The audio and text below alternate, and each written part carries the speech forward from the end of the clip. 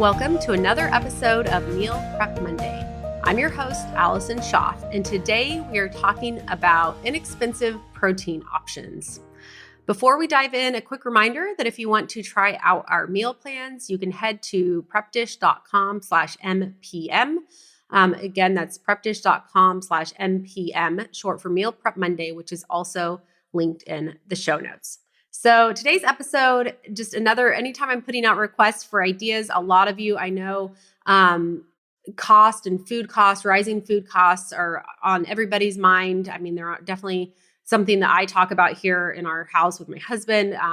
So, I'm wanting to continue to put out some content related to food cost and how to save money in the kitchen. I will also say, if you are a Prep Dish subscriber, know this is very much something we talk about on a regular basis. This is something we are considering with the meal plans. So if you do get the meal plans, the thing specifically that we have been doing in 2022 is a lot more substitution ideas. So this substitutions is something I've really stressed from the beginning in terms of being successful with the meal plans is, okay, if you're just starting out, try them exactly as they're written for a few weeks, get an idea, get a feel for how they work. But from there, the way to really have success with the meal plans, to use them long-term, to have it be kind of a way of life that you adopt is to make them your own. And how do you make them your own? You learn to do substitutions. And that can be something as simple as like, hey, it calls for roasted green beans. My family really likes asparagus, so swapping it for asparagus. Or, it calls for salmon. No one in my family cares for salmon, but they really like, cod, which we'll talk about later. Well, then, swap it for cod. So kind of learning those substitutions as you go.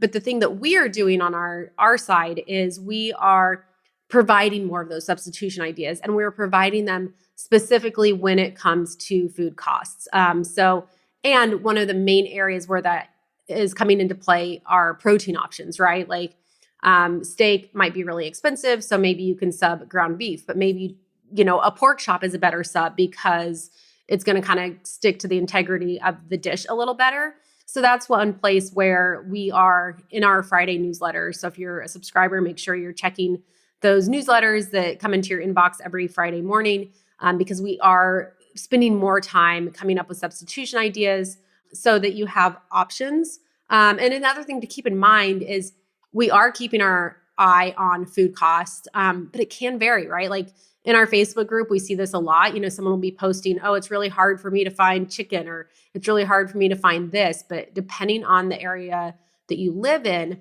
that can be very different. The cost can be different. What is easy to find, what's in season. So we are trying our best to kind of work with providing you kind of the best options, but the substitutions and you being able to do those substitutions is going to be most helpful.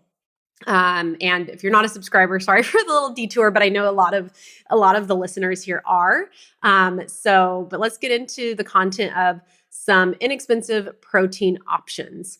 So the first one is pork chops. And I kind of already, I guess, talked about this in the intro, but pork chops are a nice, inexpensive protein option. They're a good alternative. Like if you are wanting like a steak, a pork chop could be a good alternative to that. I will say one of my, maybe not caveats, but maybe tricks or suggestions in terms of cooking pork chops is to make sure not overcook it. I think especially with pork, and I want to say they've like lowered the recommended temperature. Oh, I shouldn't even give it because I don't know off the top of my head, but I want to say now it's like 145, but it can be a little pink on the inside. So, look it up and do what you're comfortable with. But avoiding overcooking pork chops is one of the best ways to end up with kind of a juicy chop that everyone's going to enjoy. So if you do go with the pork chops, try to play around with not overcooking them. And it might be something that you learn you enjoy even more than you used to, just by simply improving how you cook them. The next one is ground turkey. So this is something I didn't used to cook much with, but now, and I've talked in previous episodes, one of the regular kind of rotations in my grocery shopping is using Imperfect Foods to do some orders. They have, you can listen, I'll link the episode in the show notes, but Their ground turkey is at a really reasonable price. It's cheaper than ground beef. So, and it's kind of nice. I try and, switch out the protein options week to week in terms of red meat and poultry and all of that. So, but ground turkey is one that I've been doing a lot, and everything from tacos to spaghetti. I mean, really just any place that I would use ground beef, I've been using turkey. Similar to the pork chops, it's a lot leaner, even if you do get the thigh meat. And so I will, kind of keep that in mind. The burgers are the one where I feel like ground turkey doesn't make the best burgers. I know at Prep Dish, if we ever do a turkey burger, it usually has things mixed in. Like we have a really good turkey burger recipe that has like sun-dried tomatoes and feta cheese and like all these things to kind of give it some moisture. So I would keep that in mind and maybe not use it for burgers unless it's kind of got some add-ins. But a lot of the other, ground meat recipes that you're using, you can just use ground turkey. The third one is roasts. And I love roasts for multiple reasons. I mean, obviously, the food cost, it's a better value and bang for your buck. But they are also one of those food items where you can kind of cook once and eat multiple meals. Maybe have just like a roast with potatoes and carrots one meal. The next meal have tacos. The next meal, use it for a sandwich, or, you can just kind of play around with. And we do that on some of our meal plans where we'll cook a big piece of meat one meal and then use it in a future meal. So that way you're kind of using it twice, but in different ways. So that's another one of the reasons I really like roast too, is they kind of stretch out a little bit further. The fourth one, so seafood in general, I know can get a little bit pricier, but oh my gosh, it is so very healthy for you, especially, brain health and all that. So I'm a big proponent of keeping seafood in the rotation. One that I have grown to really enjoy is cod. You can get cod that's more sustainable in terms of being MSC certified. That's a certification that's a good one to look for. It's a white fish. It's pretty mild.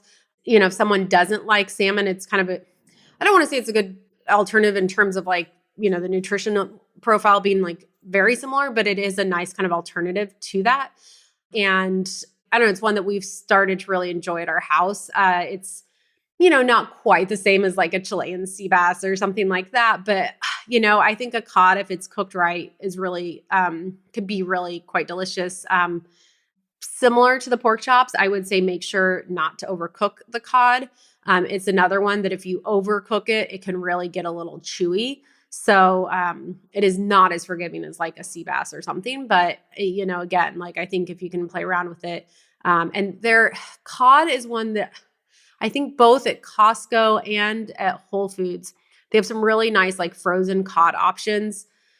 And those are good ones to have in your freezer. And I kind of pull out, here in Texas, just fresh seafood is not something I can rely on or get like, really high quality fresh seafood every week. So I do, unfortunately have to look to frozen options, and cod is one of those that is inexpensive. And the more I play around with it, the more I've grown to really love it and keep it into the regular rotation. And then number 5, I feel like an inexpensive protein list wouldn't be complete without mentioning beans and lentils. Like these are kind of the epitome of inexpensive protein options. And that, obviously why they make the list, but I enjoy them also because they're similar to the roast, so that you can kind of make a big pot.